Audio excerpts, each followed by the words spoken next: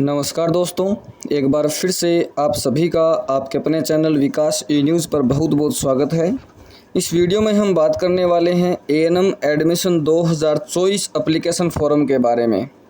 काफ़ी सारे अभ्यर्थियों ने 2023 में भी एप्लीकेशन फॉर्म भरा था और उनमें से लगभग अभ्यर्थियों को कॉलेज मिल चुकी है और काफ़ी सारे अभ्यर्थियों को निराशा भी हाथ लगी है, क्योंकि यहाँ पर जो कॉलेज मिलती है वो प्रतिशत के आधार पर मिलती है और प्रतिशत कम होने की वजह से जो मेरिट लिस्ट बनी है वो मेरिट लिस्ट काफ़ी ज़्यादा हाई चली गई और हाई जाने की वजह से जिन बच्चों के नंबर कम थे उनको वो कॉलेज नहीं मिली और नहीं मिलने की वजह से उनका जो एएनएम करने का सपना था वो थोड़ा सा कहीं ना कहीं जो है वो कमज़ोर पड़ गया है। अभी हम बात करने वाले हैं 2024 के एप्लीकेशन फॉर्म के बारे में। वर्तमान समय में यदि हम बात करें तो 12वीं क्लास के बच्चों ने अपने 12वीं कक्षा के एग्ज़ाम दे रखे हैं, अभी तक उनका रिज़ल्ट आया नहीं है और लगभग जो कुछ राज्य और हैं जहां पर एग्ज़ाम उन्होंने दे रखा वहां पर तो कुछ जगह पर रिज़ल्ट जारी हो गया है। और हम अपने राजस्थान की यदि हम बात करें तो अभी तक आज जो दिनांक हुई है 13 मई तक 12वीं क्लास का साइंस हो, चाहे आर्ट्स हो, चाहे कॉमर्स हो, किसी भी स्ट्रीम का रिज़ल्ट अभी तक नहीं आया है। और बच्चों के मन में पहले ही ये सवाल होता है या कहें कि पहले ही ये होता है कि जैसे ही 12वीं क्लास का रिज़ल्ट आएगा 12वीं के बाद हमें कोई ना कोई नर्सिंग कोर्स करना है। नर्सिंग कोर्स को लेकर के उनके मन में ये ख्याल चलता रहता है। और साथ में एक दूसरा ख्याल है जो सबसे बड़ी समस्या होती है, वो होती है पैसा। पैसे की समस्या भी जो है वो सबसे बड़ी समस्या होती है कि जब नर्सिंग कोर्स उन्हें करना है तो नर्सिंग कोर्स आजकल यदि हम बात करें तो काफ़ी मतलब फ़ीस बहुत ज़्यादा लगती है नर्सिंग कोर्स में। यदि हम जीएनएम की बात करें तो भी फ़ीस लगती है, यदि हम बीएससी नर्सिंग की बात करें तो भी काफ़ी ज़्यादा फ़ीस लगती है। अब जो बच्चे संपन्न हैं, अच्छे परिवार से हैं, पैसे की कोई कमी नहीं है, वो बच्चे तो जैसे तैसे एडजस्ट करके पैसे लेकर के कहीं ना कहीं अपना कोर्स कर लेते हैं। लेकिन वहीं पर वो जो बच्चे गवर्नमेंट स्कूल से या कहीं पैसे की तंगी की वजह से अपनी पढ़ाई जो है वो 12वीं कक्षा तक तो कर लेते हैं, लेकिन आगे जो नर्सिंग कोर्स करने का उनका जो सपना है वो पैसे की तंगी की वजह से कहीं ना कहीं उनको अपना सपना जो है गंवाना पड़ता है। लेकिन इसी बीच राजस्थान सरकार का एक जो कोर्स है जिसका नाम है एएनएम एडमिशन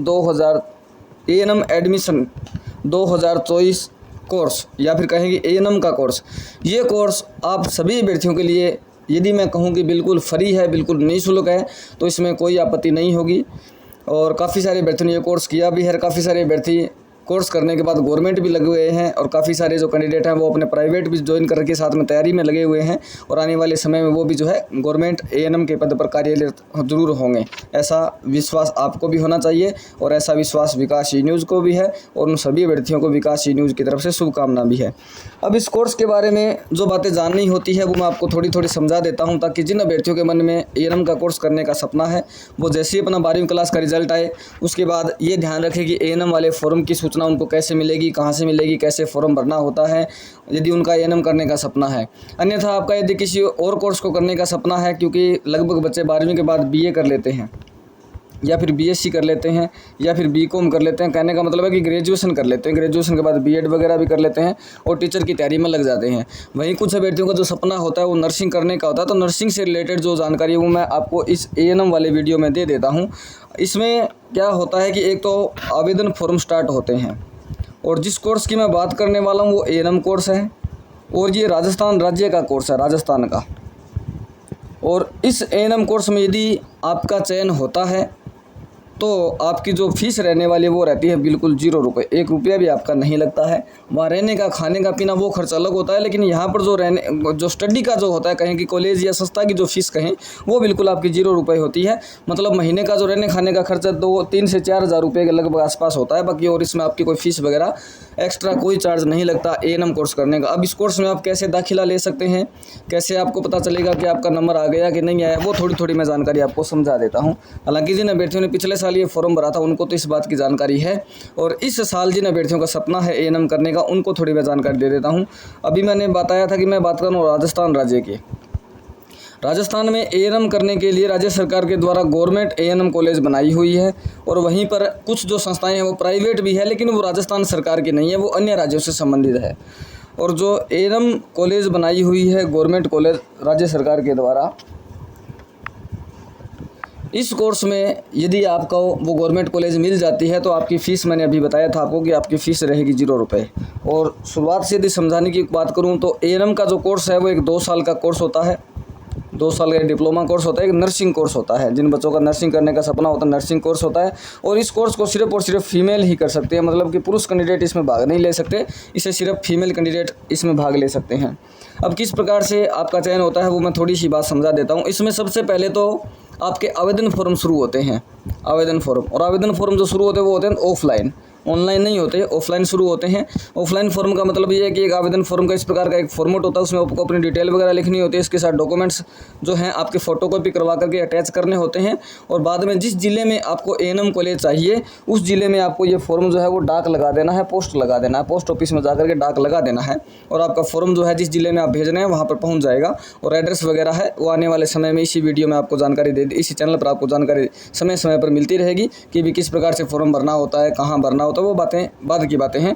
अभी सिर्फ मैं फॉर्म भरने का प्रोसेस आपको समझा रहा हूँ। किसी कैंडिडेट ने मान लीजिए एक जयपुर ज़िले में भर दिया और फिर किसी ज़िले में चूरू में भर दिया, मतलब एक कैंडिडेट कितने ही ज़िलों में ये फॉर्म जो है अप्लाई कर सकता है।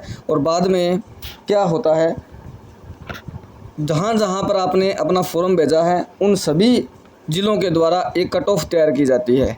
कट ऑफ मतलब कैसे बनती है, किसी ज़िले में 60 सीटें होती है, किसी ज़िले में 50 सीटें होती है, किसी ज़िले में 45 सीटें होती हैं, फिर किसी में 50 होती है। मतलब राजस्थान के जितने भी ज़िले हैं सभी ज़िलों में A&M कॉलेज बनी हुई है, सभी ज़िलों में अलग अलग सीटें हैं और सभी ज़िलों में अलग अलग संख्या में फॉर्म भी प्राप्त होते हैं।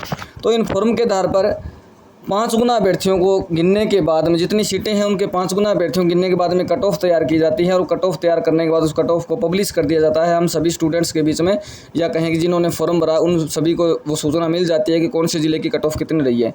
मान लीजिए OBC कैटेगरी है और वहाँ पर कट ऑफ बता दी है आपको 84%, लेकिन आपने जिस ज़िले से फॉर्म भरा उस ज़िले की 84% है OBC कैटेगरी में, आपके जो नंबर है वो 90% है। तो आपको यहाँ पर इस 5 गुना सूची में तो शामिल कर लिया गया है। अब आपको उस ज़िले में जाना है काउंसलिंग के लिए, और वहीं पर आपने मान लीजिए 5-6 ज़िलों से फॉर्म भरा था और 5-6 ज़िलों में से कम 4 ज़िलों की कट ऑफ ऐसी है जो कि आपके जो नंबर है 12वीं क्लास के उससे कम है। तो आप किसी भी ज़िले में जो जहाँ पर आपका नंबर आया है, जहाँ की कट ऑफ है उससे ज़्यादा आपके नंबर हैं, उस किसी भी ज़िले में आप अपनी तरफ से काउंसलिंग करवाने के लिए जा सकते हो। बाद में आपकी काउंसलिंग होती है। काउंसलिंग होने के बाद में जो 5 गुना अभ्यर्थी बुलाए गए थे, ये 5 गुना अभ्यर्थी कोई किसी ज़िले में जाता है, कोई किसी ज़िले में जाता है, कोई किसी ज़िले में जाता है। तो इन 60 सीटों में मुश्किल से 100 अभ्यर्थी जो है या फिर 120 अभ्यर्थी काउंसलिंग के लिए पहुँच पाते हैं।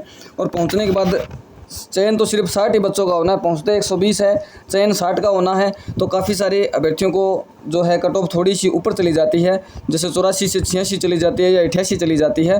तो इस जो फाइनल कट ऑफ होती है उसके ऊपर जिनके नंबर होते हैं उनको तो उस ज़िले में गवर्नमेंट कॉलेज मिल जाती है, और जिनके नंबर कम होते हैं उनको फिर से निराशा हाथ लग जाती है क्योंकि उनके परसेंटेज जो है कम हो गए। तो जिन बच्चों को अभी आने वाले समय में A&M के फॉर्म भरने हैं, आपके 12वीं क्लास के जो परसेंटेज है उस परसेंटेज के आधार पर आपका चयन होता है। गवर्नमेंट कॉलेज आपको राजस्थान में मिलती है और वहाँ रह करके आप अपना A&M का कोर्स कर सकते हैं। और इसके रिगार्डिंग यदि मैं थोड़ी सी बात और बताऊँ आपको, तो इस कोर्स को कोई भी कर सकता है, साइंस वाला कर सकता है, कॉमर्स वाला कर सकता है, आर्ट्स वाला कर सकता है, और सिर्फ फीमेल कैंडिडेट हैं वही फॉर्म भर सकते हैं। और फॉर्म भरने की पूरी प्रक्रिया जो है वो ऑफलाइन होती है। और बात करें कि फॉर्म कब निकलते हैं, तो फॉर्म आपके लगभग जो निकलते हैं वो सितंबर अक्टूबर में निकलते हैं। 2023 में जो फॉर्म निकले थे वो दिसंबर में निकले थे, उससे पहले जो 2022 के फॉर्म निकले थे वो अक्टूबर में स्टार्ट हुए थे, और उससे पहले 2021 वाले फॉर्म जो है वो नवंबर में स्टार्ट हुए थे जहाँ तक मुझे याद आ रहा है। 2020 वाले सितंबर के आसपास या जुलाई अगस्त के आसपास शुरू हुए थे। तो ये जो प्रोसेस है वो इस प्रकार से लगभग सितंबर अक्टूबर में आप फॉर्म मान सकते हो, फॉर्म निकलते हैं। पूरे तरीके से ऑफलाइन फॉर्म होते हैं। फॉर्म वगैरह भरने के बाद में आपको काउंसलिंग वगैरह के लिए जब आपका नंबर वहाँ जाता है, जाना होता है, बाद में फाइनल लिस्ट में नाम आता है, तो A&M के लिए आपको कॉलेज उस जिले में मिल जाती है। तो ये A&M कोर्स के रिगार्डिंग जानकारी है। नर्सिंग कोर्स का एक प्रकार से कहें तो अच्छा भी कोर्स है और सबसे सस्ता कोर्स भी है। किसी प्रकार का आपका 1 रुपया इसमें चार्ज भी नहीं लगता है, बिल्कुल निःशुल्क ये कोर्स होता है। और यदि आप ये कोर्स कर लेते हैं तो राजस्थान में A&M के पद पर जो भी गवर्नमेंट वैकेंसी आती है उसमें आप भाग ले सकते हैं। भाग लेने के बाद यदि आप अच्छे से मेहनत करते हैं, उस एग्ज़ाम को आप क्वालिफाई कर लेते हैं, क्वालिफाई आपका पेपर हो जाता है, तो आपको डायरेक्ट जो है जॉब मिल जाती है डॉक्यूमेंट वेरिफिकेशन के बाद में।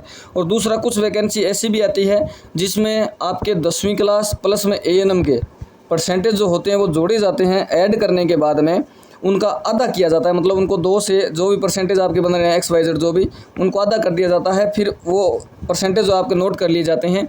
मान लीजिए 5000 सीटें हैं और फार्म भर दिया 10,000 बच्चों ने, तो इस प्रकार से आधे आधे करने के बाद में कट ऑफ जो है तैयार की जाती है। और बच्चों की लिस्ट बना करके जो भी नर्सिंग कर्मी होते हैं जिन्होंने A&M कोर्स अपना कर रखा होता है, तो लिस्ट बना करके ये 5000 बच्चे इनको सिलेक्ट करने होते हैं। इनका डायरेक्ट जो बिना एग्जाम, कई बार संविदा ऐसी वैकेंसी भी आती है जिसमें एग्जाम वगैरह नहीं होता, लेकिन लगभग आप मान के चलिए आपको मेहनत करनी है, आपका एग्जाम होगा, एग्जाम ही आपको क्वालिफाई करना है। कहीं कहीं पर यदि आप तैयारी नहीं कर सको, एग्जाम अपना क्वालिफाई नहीं कर सको, तो आपने नर्सिंग कोर्स करके आप कोई प्राइवेट हॉस्पिटल भी यदि अच्छे से ज्वाइन करते हैं तो अच्छी खासी सैलरी आपको मिल सकती है, वहाँ पर अच्छी खासी सैलरी मिलेगी और काम करने का जितना अनुभव आपका बढ़ेगा, जैसे 1 साल 2 साल 4 साल 5 साल, और प्राइवेट हॉस्पिटल यदि आप ज्वाइन करके रखते हैं तो सैलरी में इंक्रीमेंट भी लगता रहता है, या फिर अनुभव होने के बाद आप किसी बड़े हॉस्पिटल को ज्वाइन करते हैं तो वहाँ पर सैलरी भी अच्छी खासी मिल जाती है। तो ये थोड़ी सी जानकारी है एएनएम के रिगार्डिंग। किसी बच्चे के यदि पैसा कहीं ना कहीं बाधा बन रहा है तो आप एएनएम कोर्स गवर्नमेंट कॉलेज से कर सकते हैं, और यदि गवर्नमेंट वाले में चयन नहीं होता है तो प्राइवेट वाले भी काफ़ी सारे कोर्स चल रहे हैं, जहां पर आप जीएनएम कोर्स भी गवर्नमेंट और प्राइवेट होता है, जीएनएम कोर्स भी प्राइवेट और गवर्नमेंट दोनों कोर्स होता है। बीएससी नर्सिंग में भी आप जो हैं भाग ले सकते हैं। बीएससी नर्सिंग फीस जो है काफ़ी ज़्यादा, जो बड़े कोर्स होते हैं उनकी फ़ीस ज़्यादा लगती है, लेकिन एएनएम एकमात्र ऐसा कोर्स है जिसमें राजस्थान की गवर्नमेंट, ऐसी गवर्नमेंट कॉलेज हैं जहाँ पर आपकी फ़ीस बिल्कुल नहीं लगती है। तो ये है पूरी जानकारी एएनएम के रिगार्डिंग। कोई भी आपके मन में सवाल हो, कोई डाउट हो, कमेंट बॉक्स में आप पूछ सकते हो। बाकी समय समय पर इस चैनल पर आपको जानकारी मिलती रहेगी। वीडियो को लाइक कर दीजिएगा, चैनल को सब्सक्राइब कर दीजिएगा और वीडियो को शेयर आपको ज़रूर करना है। बहुत बहुत धन्यवाद। जय हिंद, जय भारत, जय श्री राम।